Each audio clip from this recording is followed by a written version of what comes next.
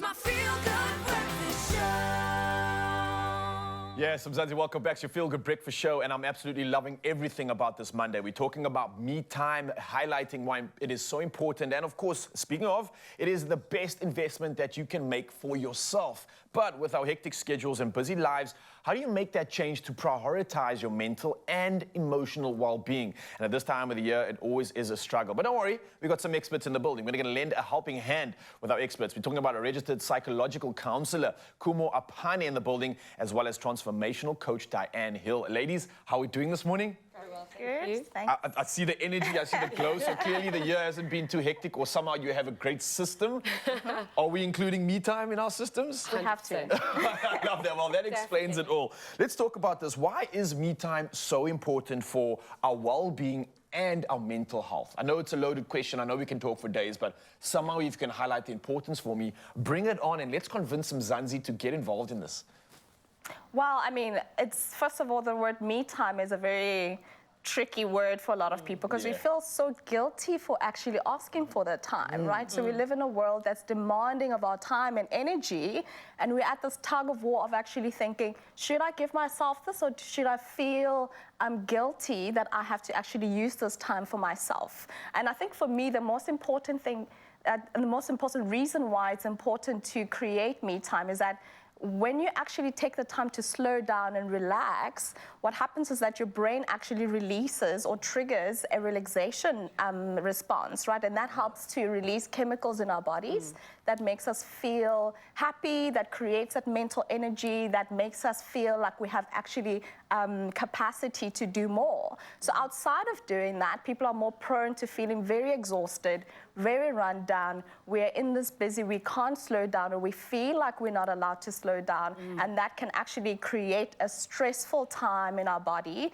where we actually cannot reset. And so your nervous system is always just hyperactive, and that could lead to so many other health factors, like being chronically sick or even long-term mental health illness, right? So outside of doing that, our bodies actually cannot be able to survive in the long term. Our brain is not created to be in this buzz without needing to pause and rest. Wow, it's like we're literally going against the grain, challenging our natural affinity, and at the same time, you already convinced me. I don't want any of that. I don't want the diseases. I don't want the issues that come with it. I want my immune system. I want my body to be able to fight this. You spoke about some of these benefits. Maybe you can share more in terms of what other benefits can we actually sort of tap into when it comes to creating me time for ourselves, and how do we gain that personal well-being through it?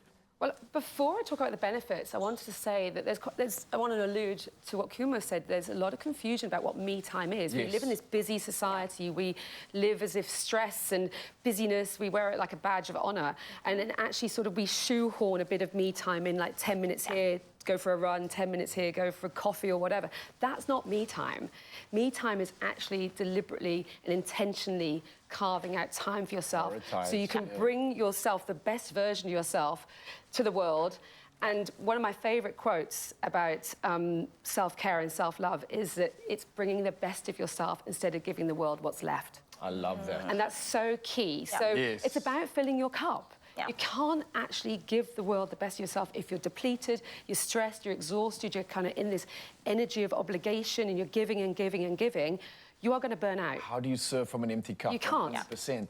So let's be practical about this, because I know, obviously, after that intro, everyone's convinced on, OK, I'm going to include me time. How do we do this, though? How do we positively include me time? Because there can also be potential negative me time, not discussions, but practices. And then there's the positive ones that bring on all these good emotions and these good endorphins. How do we get into the positive side of things? How do we incorporate that into our life? I think the mistake that we always make is that we think me time is only about spending time with yourself, right? So spending time with your loved ones is energy that actually makes you feel good, it's enriching. Right? Yeah, that's exactly. true. It just allows you to express yourself fully, and that's what you want. And so the negative or the bad spending time by yourself is those squeezing some, let me just pop an email, right, while you want to do your self-time, or let me actually catch up with some laundry, when you actually need to step aside and actually attend to what you need. And so the stress of feeling like we're going to miss out on the the time actually doesn't tell us that we can make up for that when we actually give ourselves completely that time,